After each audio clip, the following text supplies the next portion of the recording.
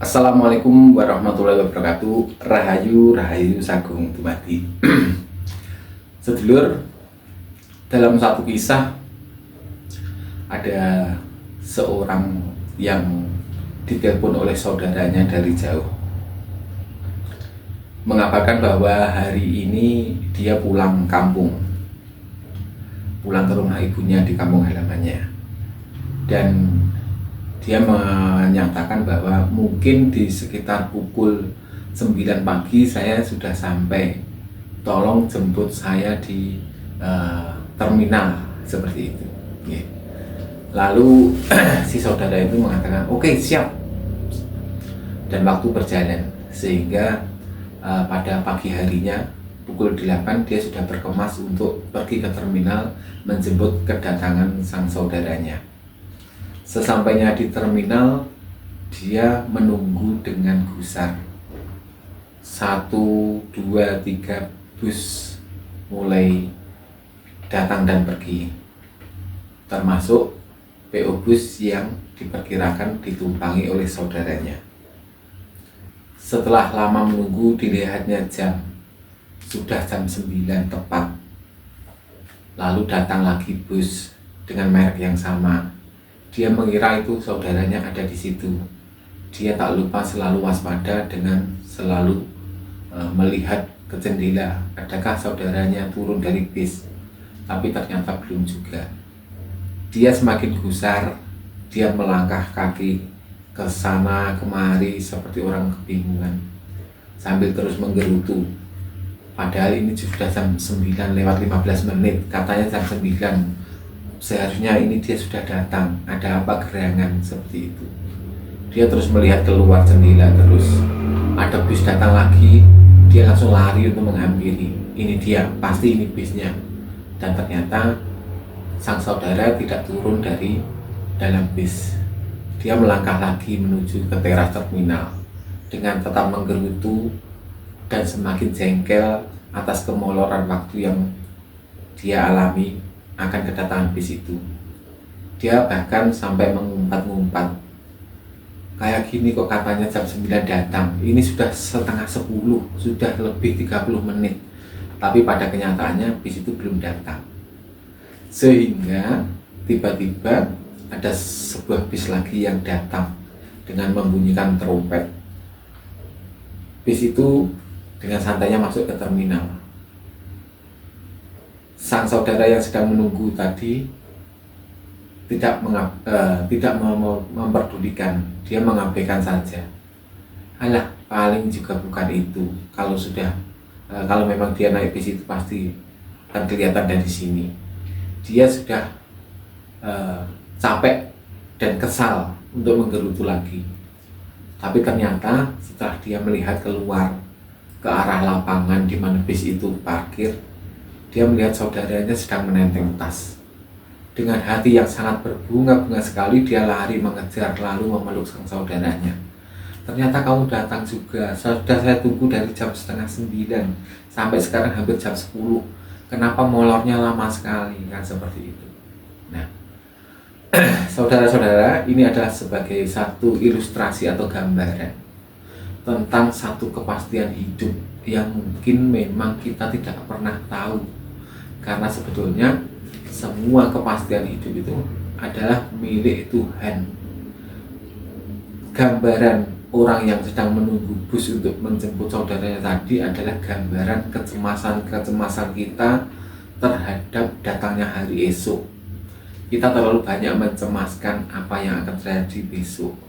Bagaimana besok saya makan, bagaimana besok anak-anak sekolah, bagaimana besok anak-anak melanjutkan ke jenjang kuliah, sementara rezeki masih seperti ini saja, dan sebagainya, termasuk apapun yang ada di dalam kehidupan kita yang membuat kita khawatir.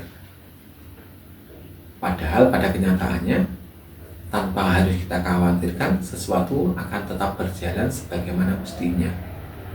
Dan pada akhirnya ketakutan-ketakutan itu terjawab sudah dengan tidak terjadinya sebuah keadaan yang sama persis dengan ketakutan kita.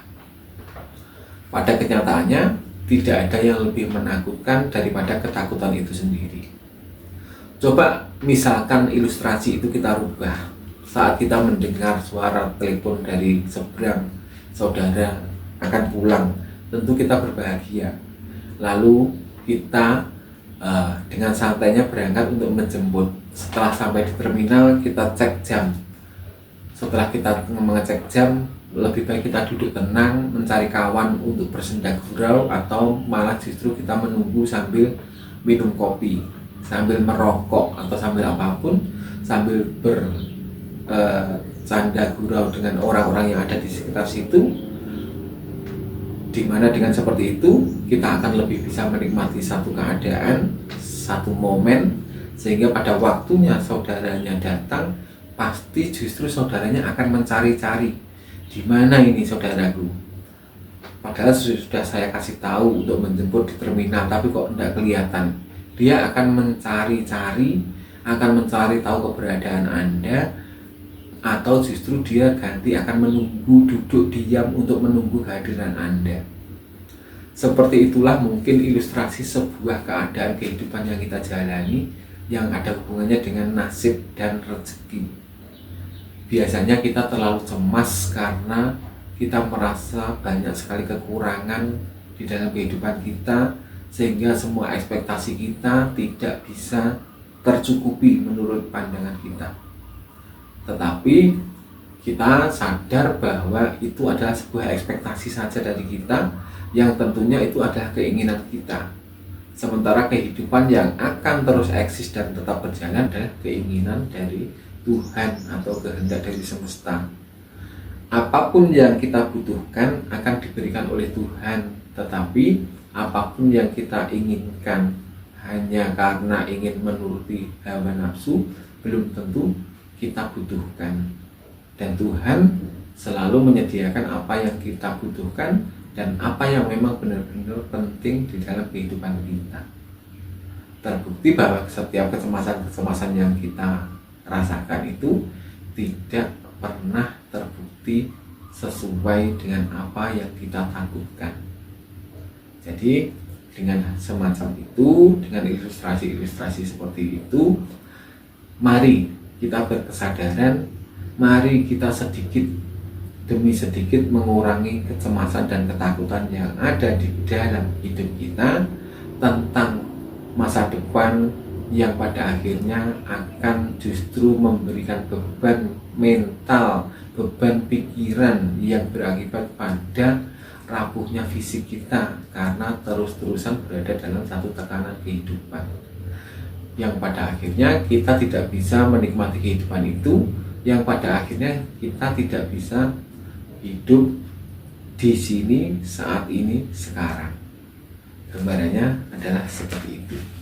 Andai kata Anda memilih opsi kedua dengan menunggu di warung kopi sambil ngopi, Anda bertemu dengan teman ngobrol dan Anda bisa ngobrol ke sana kemari, maka Anda akan bisa memanfaatkan momen untuk menikmati kehidupan Anda di sini sekarang. Tetapi karena Anda terus-terusan gusar, Anda tidak bisa menikmati kehidupan yang sekarang, dan justru juga tidak bisa menikmati kehidupan esok. Semua hanya karena sebuah kecemasan dan ketakutan. Maka dari itu, sedulur, lebih baik kita bijak dalam menjalani kehidupan. Jadilah orang-orang yang lebih bisa santai dan rileks. Pastikan segala sesuatu akan berjalan baik sesuai dengan kehendak Allah. Segala sesuatunya akan tetap baik-baik saja, akan tetap normal-normal saja bila kita mengikuti alur jalan hidup yang sudah ditetapkan. Tetapi segala sesuatunya akan menjadi tidak baik tatkala kita terlalu mengkonsep, merekayasa, dan memaksakan keadaan untuk sesuai dengan ekspektasi dari akal pikir kita. Saya kira mudah-mudahan bisa dipahami apa yang saya sampaikan. Kita hanya sekedar berbagi dan sharing, semoga bisa memberikan manfaat bagi kita semua, membawa kita pada satu kesadaran yang pada akhirnya membawa kita pada sebuah pencerahan. Saya akhiri, wassalamualaikum warahmatullahi wabarakatuh. Rahayu, Rahayu Sagung Dumadi.